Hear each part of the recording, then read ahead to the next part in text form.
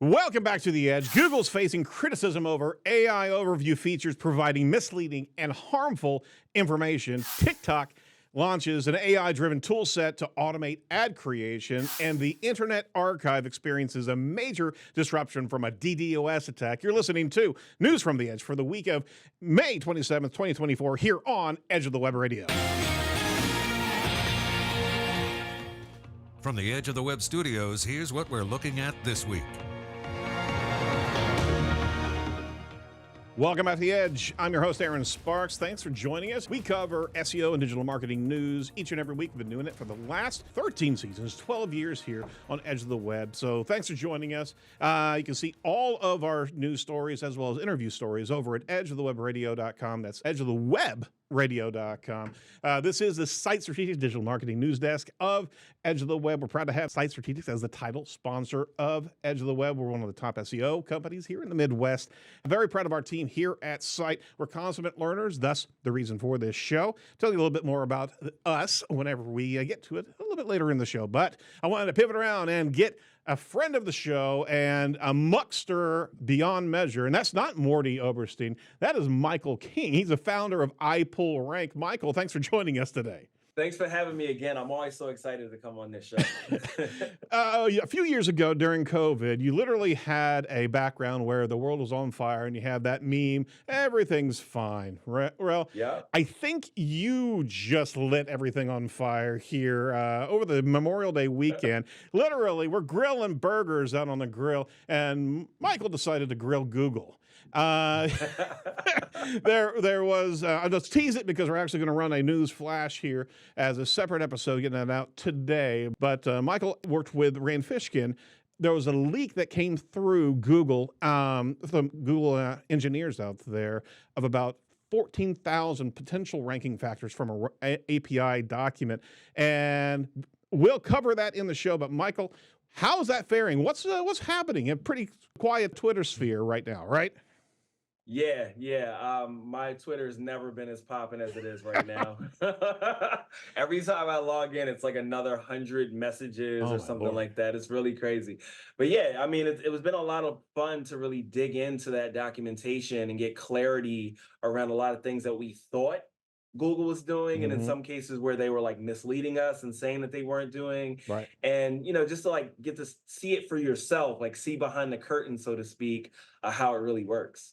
It's crazy, and hat tip to Rand Fishkin as well, as he got a hold of this a little bit earlier in the month, and you both went into this and dug through lots of validation of theories over time that had been smacked away by Google, and flat-out statements as well as inferences. So we want to make sure everybody goes and listens to that flash episode, because we're going to drop this as quickly as we can today. Well, thanks for joining us, Michael. On top of that, you're on vacation, and thanks for responding to our message in the hundreds that you're getting every time you're opening up Twitter. So, this like I said, I love the show. I love the show. So I'm happy to, be here. Happy to step away from being out of the office to say what's up. So, it's never a problem. Fantastic. Well, let's dive into it, because there's a lot that's happening right now outside of what you're stirring up over at Search Engine Land. Danny Goodwin, check this out. Google AI overviews are under fire for giving dangerous and wrong answers. There's so much to actually grab a hold of in news right now. There's so many fires burning on the Google front. It's freaking ridiculous, and especially the DOJ summary arguments are happening right now, so who knows what's going to be happening off of that. Anyway, your money in your life seems to not apply to AI overviews, and if you don't know what AI overviews are, they were announced at Google I/O just after the conference out there, and basically it's an AI summary that's happening. It's SGE-ish. For those who were listening to us before, talking about SGE, well, it's an AI summary of information without citations, as best as we can see. Google advises users to run with scissors, cook with glue, and eat rocks, let alone drink urine for kidney stones. Unbelievable. These are all things my kids suggest. Like These are the things my kids tell each other. Oh my gosh, it was ridiculous, and there's so many of them. And Lily Ray has been collecting, and even Barry said, "Hey, you know what? We should really actually register a domain and put all of these answers there." Well, then it's just going to pick those up.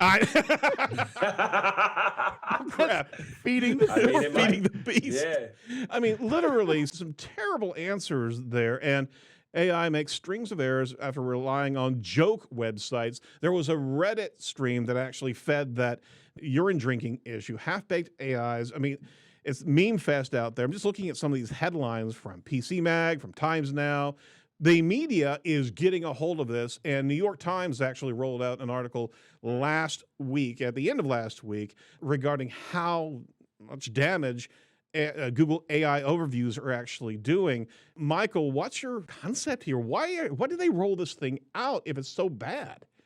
I mean, it's definitely Google reacting to the market, right? Like, obviously, like Satya Nadella said a year ago, like, I'm going to make Google dance, and they rolled out Bing Chat. And of course, ChatGPT has been something that people are thinking are going to take market share from Google. Right. So it's really this perception that Google is failing, that they've got to do something.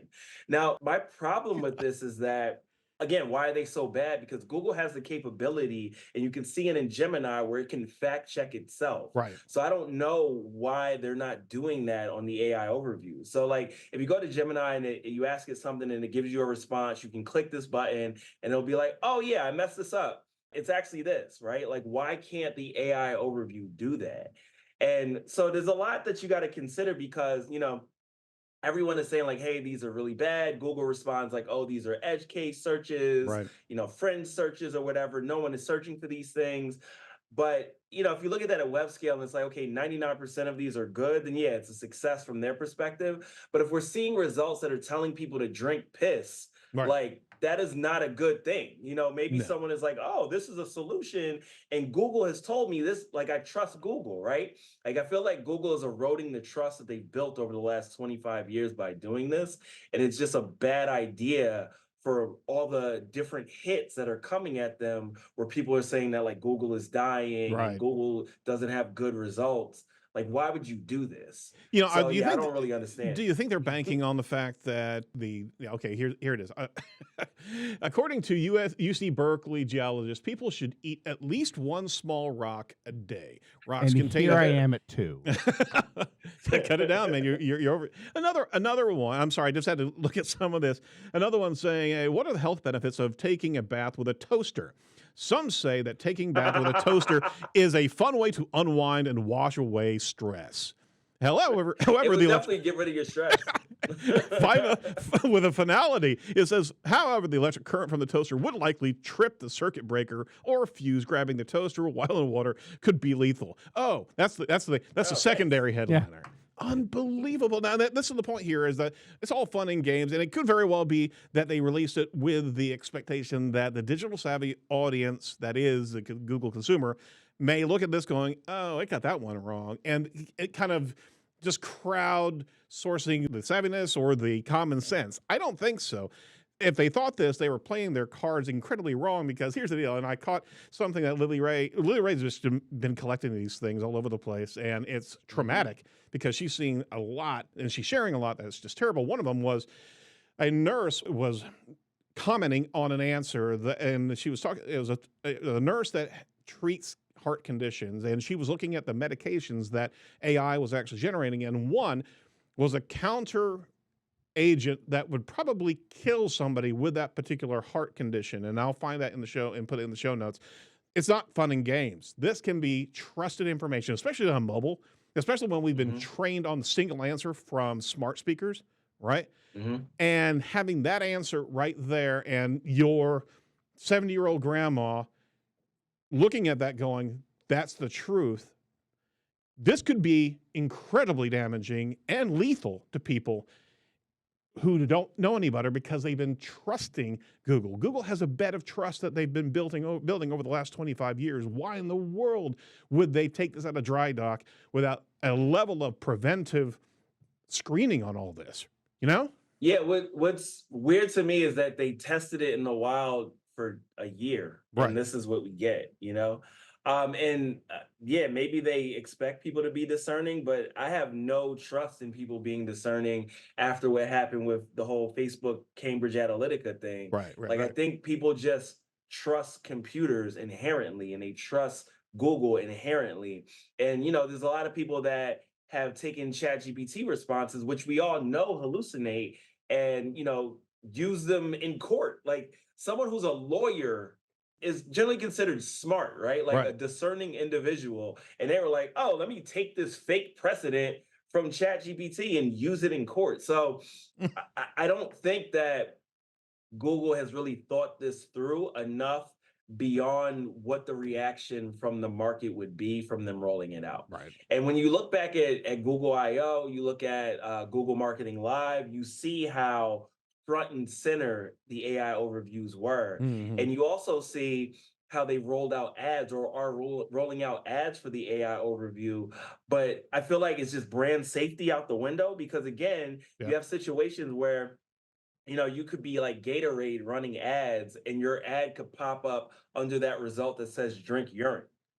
Exactly. So, like, what is to stop this? We don't have any real measurement to say how you show up anyway. So how do you know that your brand is going to show up there or not? So I feel like it's just a big, you know, problem that Google's like, here, oh yeah, we're kind of Enjoy. fixing it, but like not really fixing Remind me, it. I will never be drinking lemon Gatorade You, again. you know what else you're not going to be doing? You guys have kids. Yep. Do your kids like to cook? Yeah. Do you Yeah. encourage your kids to solve their own problems and stuff? Sure. Absolutely. Do you think they Yeah. ever look up recipes online? Oh my god. Are they going to add glue to their pizza? Check this out. The question was making sticky cheese pizza. Cheese can slide off pizza for a number of reasons, including too much sauce, too much cheese, or thickening sauce. Here are some things you can try.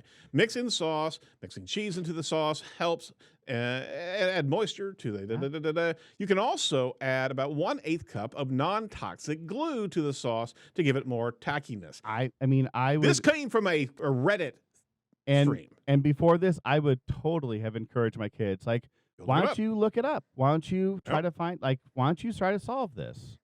Oh, Now I Yeah, don't. Now, and, now I don't want to. no, you can't. There's a journalist that actually made this recipe and ate it. I mean, it is non-toxic, I guess, but like, I would. You didn't know that. I would. I don't know if I trust my kids to know what non-toxic glue is. Oh my gosh, exactly. Read the small label.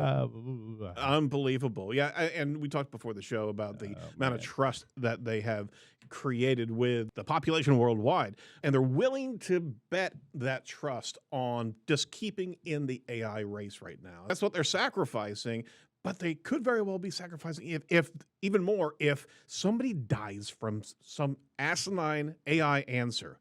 And Google's rolling this thing out as if it is a consolidation of factual information. There are going to be lawsuits across the world on this. Yeah, I think that they just look at like how, people have died from self-driving cars and they're like, well, if they can deal with that, then they can deal with search. Oh my Lord. I mean, does this kill? Like, for so long we've said Google it. Mm. Does this kill that? Does this kill the ability to just say nonchalant, "Hey, well, go Google it"? Because now exactly. I'm less likely to say that if over time this erodes that trust of you could just Google it. Now, why don't you go TikTok Well- instead? Go TikTok it. No, it's funny you guys mentioned that. It's funny you guys mentioned that because my daughters have a babysitter. I think she's like 21. And I overheard her one day and she was just like, yeah, just search it up. I was like, what do you mean search it up? Mhm. And she was like, oh yeah, we don't say Google it because we look at so many different things. Yeah. And so I tweeted about this and like a whole bunch of people reflected that back to me like, yeah, my kids say that too.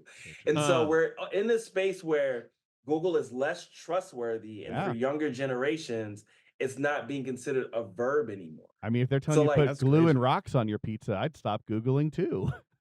Yeah. So like, what does that mean for Google if that's where we're at and how it's perceived? They've lost a coveted space that so many brands want to get to, right? As opposed to Twitter that decided to go X and completely reverse that trend. They backed away from, and maybe they're doing the same thing.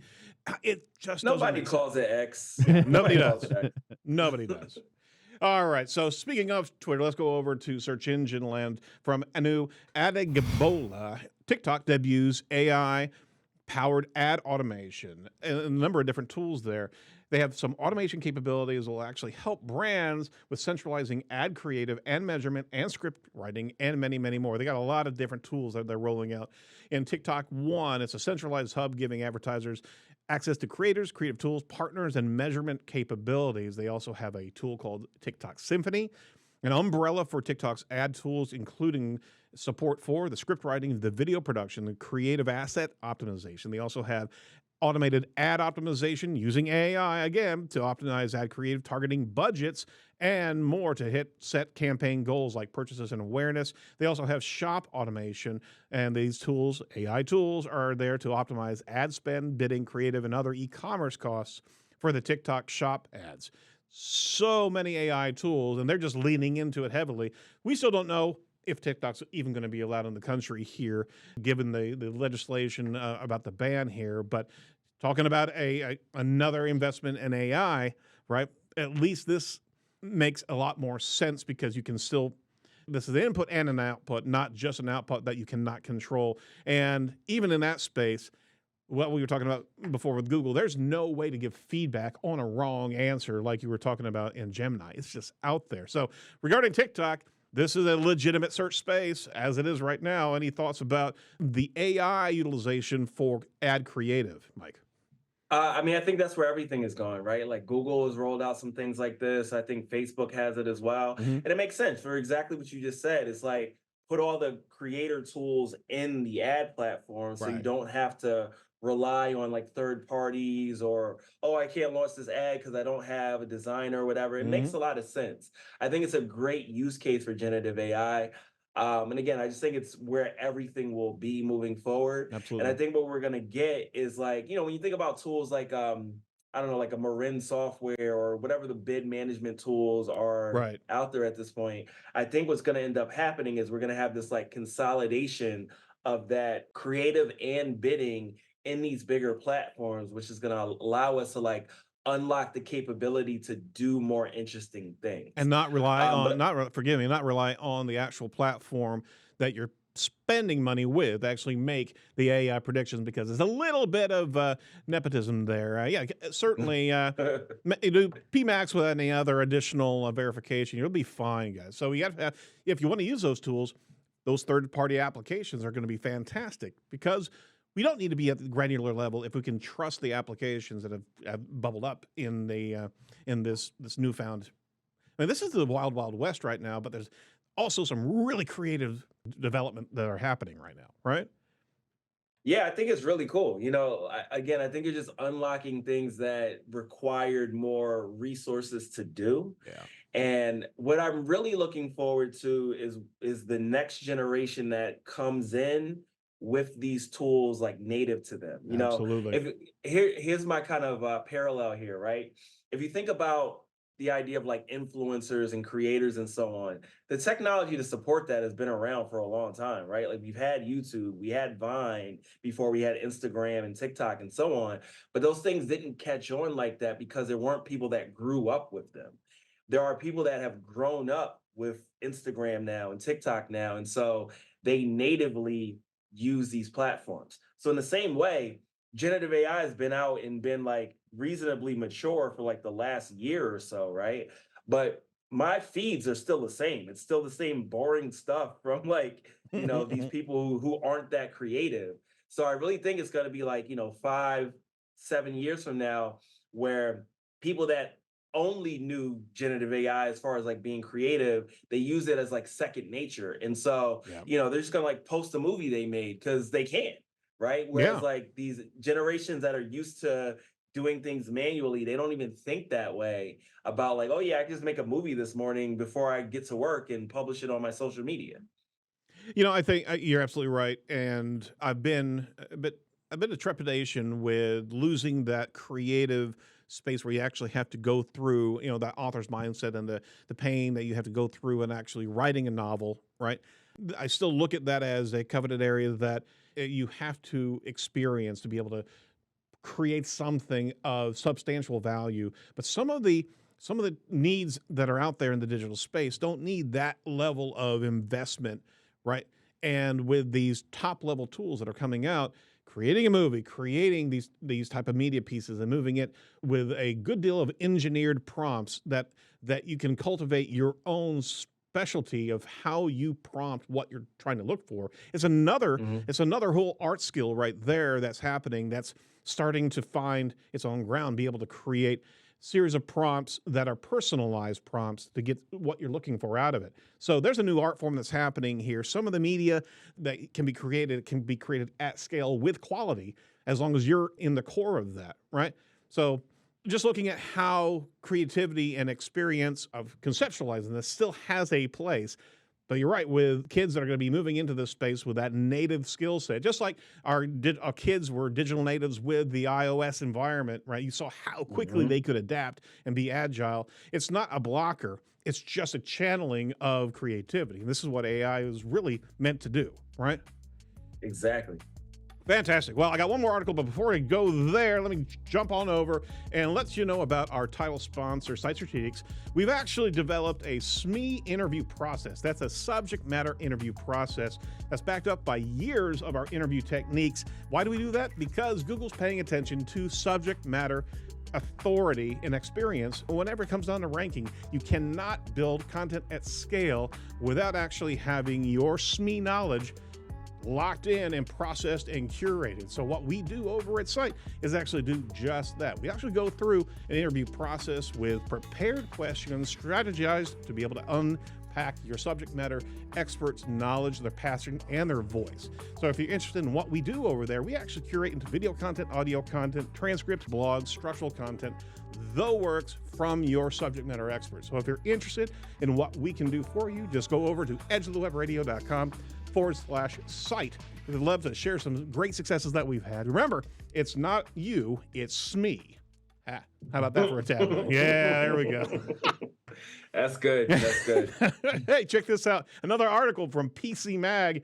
Kate Irwin writes, the Internet Archive, the sacrosanct space, right, has been hit with a DDoS attack. The California-based nonprofit that archives books and web pages online is experiencing a denial of service attack, making it difficult for users to access the site. And we've been watching this over the last 20 hours, and they're fighting back and forth with the hackers that are going after this. But if you're not familiar with the Internet Archive, it's the Wayback Machine. You can actually see any website, almost any website, and see the different versions of that website over time. Michael, I know you have used this and you use this regularly to be able to see things. I mean, this is the place where no hacker should go. This should be a protected sanctuary, like a park, right? I agree. I was trying to use it over the weekend for my blog post, and it wasn't working, and I didn't think too much of it. I was just like, oh, I guess it's down. But yeah, just to see that they attacked it, I am angered. Yeah, because absolutely. it is a public service. Like you can't use the internet in the way that you need to without that. And what I mean by that is, like, there are things that just disappear on the web, right, that are so valuable, such valuable knowledge that's been lost. I think I saw a stat, something like 40% of the web from 10 years ago is just gone. Oh, wow. So yeah, it is definitely a public service, and whoever hacked it, like, don't dox me, but please don't do that again. Yeah. Jeez. Yeah, I mean, there is no other repository for the long-term life cycle of the internet. And I mean, you can go back through your website, your different versions of your website for the last 20 years and be able to also feel really good that that design is no longer around, right? But there's a point when one of the SEO publications, they had like rewritten a few of my blog posts and didn't notify me. Oh, that's right. That's right. We talked about that actually. Yeah. And like I was able to like go on the Wayback Machine and get it and republish it on my site. Like that is such a valuable service to have, and we don't have to pay anything for it. You know how when you go there and it's like, hey, we need donations. I'm like, yup, here you go. Because it's just that good. All right. Well, we gotta. They actually do accept funding as well. It's a nonprofit, but they also accept donations to the platforms. So check that out as well. Let's protect this. This is a national digital monument, for lack of a better description here. Let's make sure that we protect this thing. AI news quickly. this kind of the throwback to the original article. There's an ex-Googler that actually says, this is from Search Engine Land, again, Danny Goodwin, that says, Google's AI projects are driven by stone cold panic. Google is afraid of being left behind and thinks the solution is to put AI in everything. A former Googler actually says they're afraid of being left behind. That's according to what a LinkedIn post was posted up by Scott Jensen, a former Google employee of more than 15 years who has left his role as a part-time senior UX designer last month. Stone cold panic. And this goes to the point here. They're rolling out AI project after AI project just to satisfy the shareholders. The AI projects he said he was working on were poorly motivated and driven by this mindless panic that as long as it had AI in it, it would be great. This myopia is not something driven by a user need. It is a stone cold panic that they are getting left behind. The vision, he says, is that there will be a Tony Stark-like Jarvis assistant in your phone that locks you into their ecosystem so hard that you'll never leave. Think about that statement for a second. And yeah. But if you think about it, that could very well be the mission right there. And back to our original point, Mike, is that that's why AI Overview is out there, just to be there and get you keep you there and just keep you trusting that you can eat rocks all day and never suffer colon problems, right? Maybe Google's run by dentists. It's run by dentists. Gluing rocks and dentists near me. There's an entire gastrointestinal Illuminati that's... We just cracked the code, you guys. Get started with that with the guy that opened dentist near me. Yeah, that's what it is. This is the whole take. Well, here's the thing. Isn't that already true of Google? Like, isn't that the motivation of most of their products, to keep you in the ecosystem? Yep. Think about Docs, think about Gmail, think about Drive. Like, most of what you do online can be done through Google. And that's part of why I think they're ultimately going to win here, because they already have like a stranglehold on so many services, right? Like, and it's why they need to integrate it with everything. So like, there are tools that are effectively Google Sheets with AI. Well, cool. Why not just make Google Sheets have AI? Like, that does make sense to me. Yeah. And the panic, I mean, that also makes sense as well. Like, they don't want to get left behind. I'll tell you a quick story. Go for it. I interviewed at Facebook back in the day, and they were like, hey, what would you do with WhatsApp? And this is before they bought WhatsApp. Yeah. And I was like, why would you need WhatsApp? You have Messenger. And their position was, well, what's to stop WhatsApp from just adding a timeline and then competing with Facebook? Right. So that's probably how Google is looking at this. Like, there are so many different things out there where if you just add a search engine to ChatGPT, well, then why do you need Google? Yep. And then that would potentially erode a lot more of Google's products and their ecosystem, and just drive everything down. So I get why they're thinking that, but at the same time, we don't need Google to be first. We just need Google to be the best. Ooh, yes, I knew I was going to say it at some point in time. That's the mic drop right there, right? I know I was going to say. Mic drop. Exactly. See? No, yeah, that's the thing. They got to be the best. And I think it's the glut of all this functionality is completely distracting them. And rightfully so, is that they're scared because there are some really unique tools that are out there, but it doesn't matter if it's not good, right? And there's going to be a conflation of things together, but we don't have to have everything in one package. We are a fractionally consuming society. We can have our information over here, over here, over here, over here. It's just like the fractional cable networks, right? They finally broke down and they can give you the channels that you're looking for. You don't have to buy the full package. And on top of that, literally from just fractional streaming services, you can put together exactly what you want to have. And that's exactly what we should be doing as digital consumers. We don't have to, and we're actually trained on the fact that whenever digital platforms do overreach, it kind of breaks everything, including trust, but it does have a bit of an introspection into the quality of the entire platform, not just that piece. So Google's got to be very careful right now because they're dealing with a brand precipice that they could very well fall off of if they think this is the right bet. Sorry, I'm not trying to be on the soapbox there, but you're already there. I just wanted to join you there for a little bit. Yeah. It's clean up here.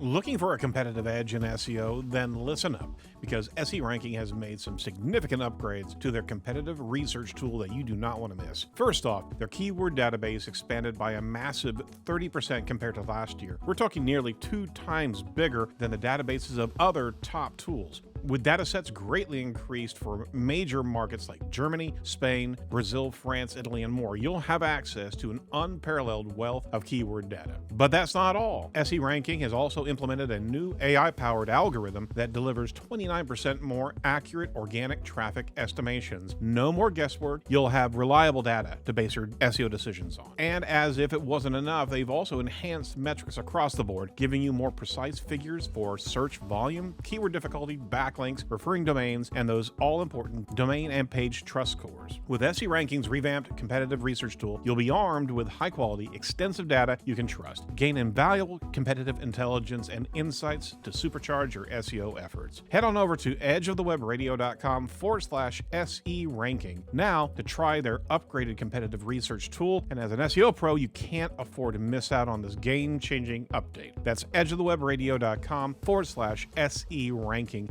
Unlock the power of superior data today.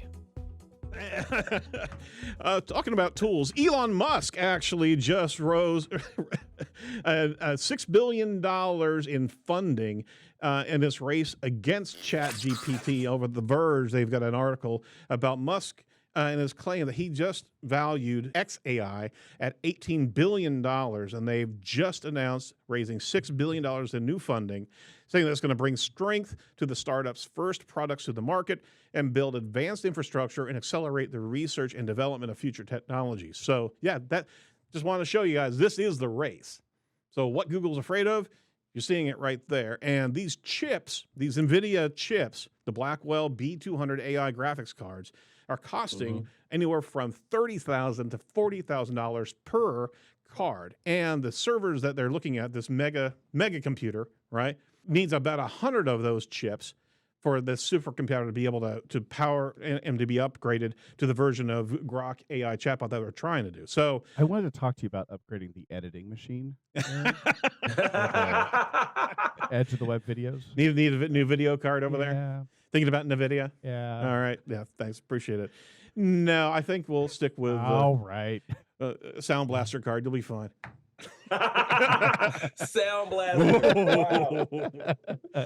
I just showed my age there. I really did. I remember those. It was like an orange and blue box. Yeah. I remember those. Yeah.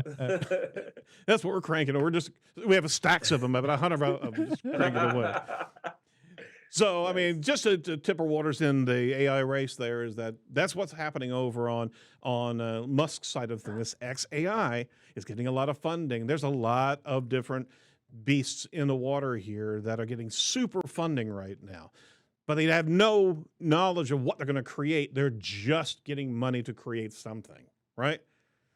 Yeah, Phony Stark is really good at getting money from people.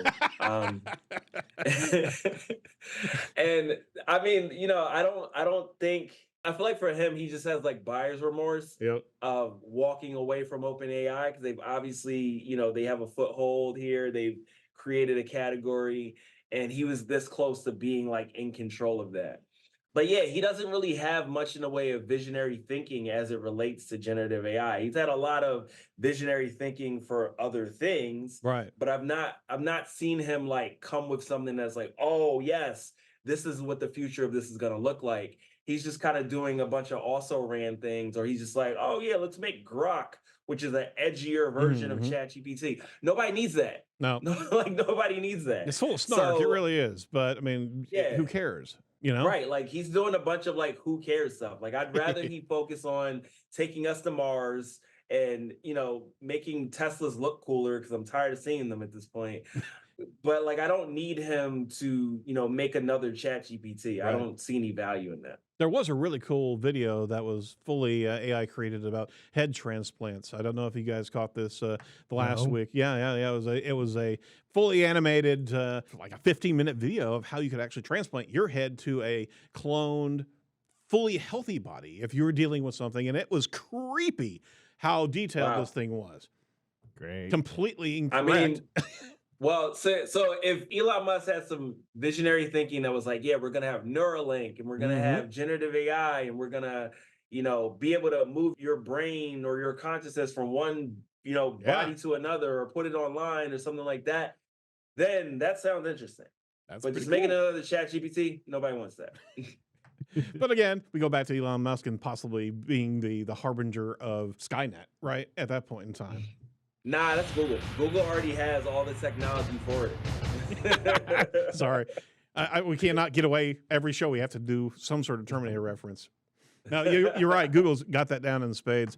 All right. So I do want to jump into some tools real quick and then go through a couple Barry Schwartz articles here. Let me show you a tool real quick. Canva Magic Studio just got released. I don't know if you check this out. It's actually pretty, if you're a Canva user, this thing is actually going to be pretty sweet. It actually can do a lot of things. It's called Magic Studio. And it can do a lot of video editing. It can do a lot of different type of visualization for your different creative ideas. They're not a sponsor. Just want to being able to bring tools to you on the show every once in a while. Have been doing it every once in a while here. Transforming your content. You can do a lot of different areas here. And I think this is something along the same lines of what we were talking about. Roll AI into something that's a specialized tool like this, as opposed to try to cross over into different lanes of utility. Don't have Gemini create art, right? Allow a art platform that can actually do something even more specialized. Don't know what your take is on Canva, Mike, but I mean, do you agree with the philosophy there? Yeah, 100%. Did you see the video from the other day where they had someone like rapping about Canva on stage? No, I did not. No, But no, not as ridiculous as the DJ from IO, though, right? Yeah, Mark Rabillet. That guy's great. I love it. Google. Yeah. Jeez. And he had on like a bathrobe and he took it off and there was another bathrobe on it. Anyway, I think Canva is a great product. I think what they're doing is fantastic. Like they're just kind of like democratizing the ability to create great content, right? Like, it does come at the disadvantage to artists, which is unfortunate, but at the same time, I think the net effect or net impact to the world will actually be better if more people can make good art. Yep. So, yeah, I think it's a good thing. Yeah. Absolutely. Check out that. We also have another link that we're going to put in the show notes about automating your prompt engineering for self-improvement optimization. That's a deep read that I wanted to at least toss over to Mike and get his thoughts maybe after the show here, because it actually is pretty cool to be able to have this ongoing engineering of your own prompts. And I think that's the space in which we're about to evolve into. But I did want to pivot 100%. around to the Barry Schwartz articles real quick. Before that, want to make sure that we let you know we are proud to have Inlinks as the continued sponsor of Edge of the Web. Did you know that entities play a major part in how search engines understand and rank content? And you're actually going to find out a little bit more about how they do that with the Edge Flash. So go over there today and listen to that. Optimizing your content solely around keywords is a thing of the past. You should not be doing it. Now it's the time for adding entities into the mix with an award-winning software platform in entity SEO, and that's Inlinks. So if you go over to edgeofthewebradio.com/Inlinks today, you can claim your free Inlinks account. Use the code EDGE. You can actually get a sizable discount if you sign up for the software continually. So edgeofthewebradio.com/edge. All right, jumping into some Barry Blast. Go for it.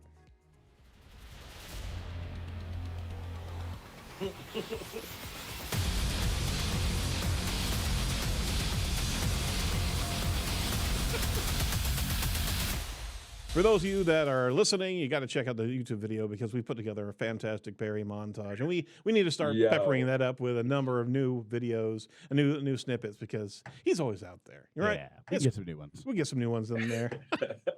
Over at Search, that's amazing. I appreciate it. Over at Search Engine Round, he's been almost like this colleague of ours right here at the desk each and every show, because we have never done a show. We should have had Morty send over the cardboard Barry. We really should stick him in the corner. Yeah, nobody puts Barry in the corner. Anyway, in homage, we want to make sure that we reference him. He's a great resource of information. And today is the same thing. He's cranking up some great information from Search Engine Roundtable talking about Memorial Day search engine ranking volatility. He's saying, hey, there's some chatter out there. Yes, Memorial Day is always a weird search pattern, so you got to be careful if you're actually referencing some search volatility. And we remember we just got through a major release of core algorithm updates that has been the longest core update in March all the way through April 19th, right? There's also been some volatility, May 22nd, May 16th, May 9th. So I think it's kind of ongoing volatility, but there's been some chatter in the webmaster world space. 70% drop in traffic to my site's homepage this weekend. Now a drop is normal on holiday weekends, but not 70%. Says one. What a strange weekend. Saturday traffic from Google collapsed. Sunday is a strong increase today. So far 1 hour out of traffic. So they're looking at their traffic pulsing pretty dramatically over this holiday. But the holidays are not the place to try to attribute or ascribe some sort of major volatility change, which would get you to think that they're rolling out another core algorithm update. Especially, they try to avoid holidays.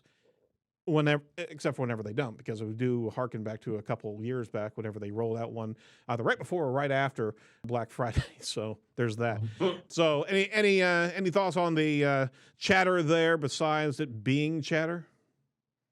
No. All right, we'll move on. I just want to reinforce how I think about algorithm updates. Google's a software company, and so Right. when they roll out updates, they sometimes will roll back components of them. And so I always wait at least 2 weeks because, most people run sprints on 2-week sprints anyway. So Right. I wait 2 weeks to see, did they do anything different? Did this impact stick? Then I start thinking about, okay, what do we need to be doing differently? Because otherwise you just end up jerking the wheel backwards and forwards, and then Right. you never get where you're trying to go anyway. Absolutely. However, John Mueller does actually say, you know what? Maybe you just had a good run. There's another article about recovering from a core update. Barry references Google's John Mueller. He says, maybe you had a good run there. John Mueller's a Google search analyst at Google. He wrote a response to a site owner who saw their site tank in September 2023 and hired an SEO, and there's been no improvement. John's response was, says Barry, that it was likely not one thing, but many things, that even possibly the site had a good run, and it's time to move on to something new. Wow. Wow. That's a pretty big statement there. It's like, okay, yeah, you know what? Your site's so crappy and your content's so crappy that maybe you need to go find a different hobby. Ouch. Yeah. So I don't like how cavalier he is about that. Yeah. You know what I mean? Because that could be somebody's livelihood. Absolutely. And it's kind of like, if you ever talk to someone that works at FTD or 1-800-Flowers and you're like, oh, well, you didn't deliver my mom's flowers on time for Mother's Day. And they're like, well, we delivered 98% of the ones that we got orders for. Who cares? It's my mom. It's my mom, man. You know what I mean? So yeah, I don't necessarily like that perspective. Was that comment made just as a guess, or was this him looking at the site and being like, well, I saw your site and we can all agree this is not your thing? I don't think he Do we actually. know? I don't think Google's position is ever giving individual singular advice to a domain. He mentioned a number of different things. Server downtime. To be fair, downtime over a month is terrible for search. So perhaps the domain was down for a long period of time. 503 responses, the database responses, any type of crashing that was going on, disavowing links, buying links, nor switching to another SEO plugin. I mean, those are things that he was referencing in general, right? But yeah, you're absolutely right. Is that having that type of response? It may be that it was a response to the nature of the post itself, because John usually is not that calloused, you know. Was the site eatrocks.com? Eatrocks.com. Good callback. Well, clearly, Google's getting a lot of value out of that site. I know. It should be doing really well. It's going to rank wonderfully. All right, last article from Search Engine Roundtable. Barry writes, on May 27th, in the face of AI overview backlash, Google updates the docs with how to show web-only results and how to give feedback. Okay. There's even been a additional filter for just showing web-only results that they incorporated, Google has incorporated in search. And on top of that, we even mentioned Andrew Optimizely's Chrome extension. There's a number of Chrome extensions that are coming out of just how to scrape off all of the rich snippets and things that Google's throwing at us, including AI overview. But here's the deal. Google has even updated helpful documentation on AI overviews, telling searchers on how to show only web results. If that's not a case of completely sandbagging their own launch of a product here, hey, if you don't like it, here's how you turn it off. Why would you do that if you're fully bought into this tool set, this AI experience? Why would you give everybody, oh, just go ahead and flip the switch if you really don't like it? Yeah, I mean, maybe that's just another mechanism for them to collect feedback on it, right? Yeah, Like absolutely. 80% of users turn it off, and they're like, cool, let's just turn it off. But again, I like that, Bing, the way they have it is it's like a secondary thing. Like you Right. don't have to have it, whereas Google's like, no, you're gonna take this AI, man. Yeah. Like that's how they're looking at it. Yeah, I'm thinking so. So they're saying this as well as they also updated their documentation. And if I'm not mistaken, they're also giving the opportunity to be able to give feedback. And you can select the element of the AI overview for your feedback and then select the category and then add a description. So this is a funnel back of, hey, this crap is incredibly wrong. Please do something with it. It's not prominent. I mean, it should really be prominent, just like they would have the hover over feature snippet information. They should literally have this information is incorrect feedback right there at the AI overview factor, not in a help document link over here, Yeah, I agree. All right. So I'm having Gemini write my feedback for me.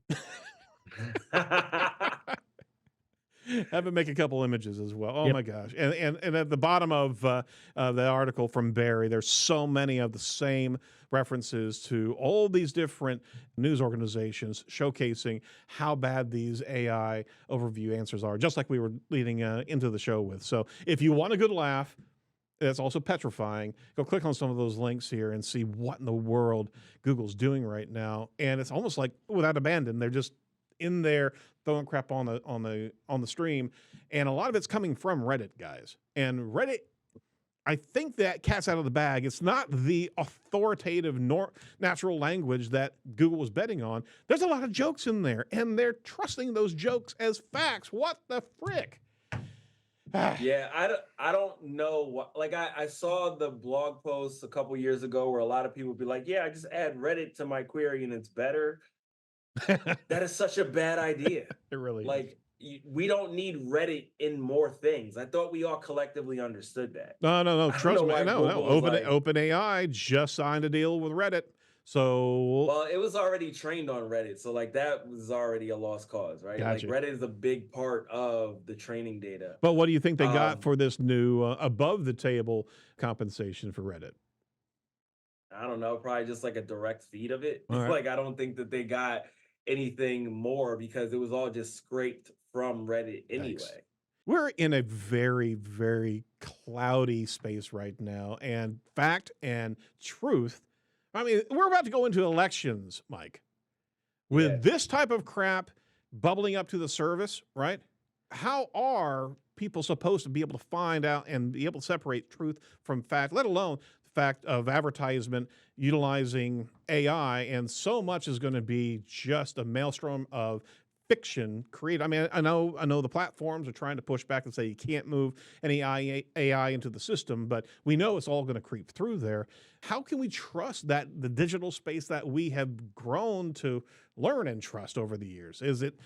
You can't. It's just. You can't. I mean, I think so. OpenAI actually wrote a white paper on this like 2 years ago about basically the threat of misinformation being created by their products. Mm-hmm. And, before the white paper even came out, I was like, we're going to have like a Cambridge Analytica situation in search, because there is nothing stopping me right now from making, 5 million websites that say whatever I want that can then feed all these AI tools. Absolutely. And have it come across as like vetted information. Because, one of the things that search engines do is kind of like vet information across their corpus or their index or whatever. Right. And so being that we now have the capability to define facts, I mean, it's no different from like who wrote the history books, right? Like Yeah. we are now able to write the history of the web at scale with whatever we want. And, you know, at a certain point, it is very difficult to discern, right? Like we're gonna have to go back to understanding like these are vetted sources. But what are those vetted sources at this point, right? Like I just read like a hit piece on Sergey Brin's ex-wife in the New York Times the other day. And this is my own naivete. Like I always thought, oh, if it's in the New York Times, it's real, it's a fact. Like, you know what I mean? And what source can we consider the true source for things? It's very difficult to know that. And again, when you can poison the well really easily at scale, how are we going to know? Like there is no simple way to know what's real and what's not at this point. I agree with you, and I hate to be that doom prognosticator, but I mean, if nothing is trustworthy, then that may be a place where certain powers that be want us to be, right? Is that if you can't trust what's being published there, if there's no sacrosanct spaces, right, then we're just going to be turning away, and the noise is just going to be that acceptable, well, it's good enough. Maybe I can trust this or that, but you're turning away an audience that has been pretty focused on realizing that the truth is there, but now there's such a quagmire that's going on. We're going to be fractionalizing back to ourselves, right? And it's going to be reversing a huge amount of evolution in communication. Sorry, don't want to go that dark, but, you know, let's just crank out some Gutenberg Bibles and be done with it, please. All right. Michael, thank you very much for your participation, jumping in here in moments notice on vacation and giving us your thoughts on the news this week. We're going to pivot around and do a news flash real quick, talking about your recent article so we can get that news out as quickly as possible. But thanks for joining us again, man.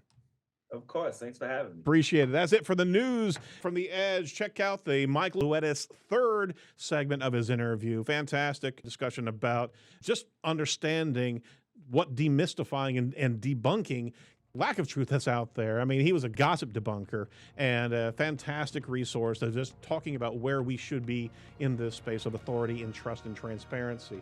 Make sure you like and comment and subscribe to our YouTube channel as we roll out different segments from our news and our interview show. And remember, make sure that you go over to ratethispodcast.com/edge today. Give us a feedback on this show or others. Let us know how we did. Give us a 5-star if we could. But if you're really wanting to wield a 1-star, just go over and rate SERanking.com. All right, with that, from all of us over the edge, stay safe, stay well, and do not be a piece of cyber grifter. We'll talk to you next week. Bye-bye.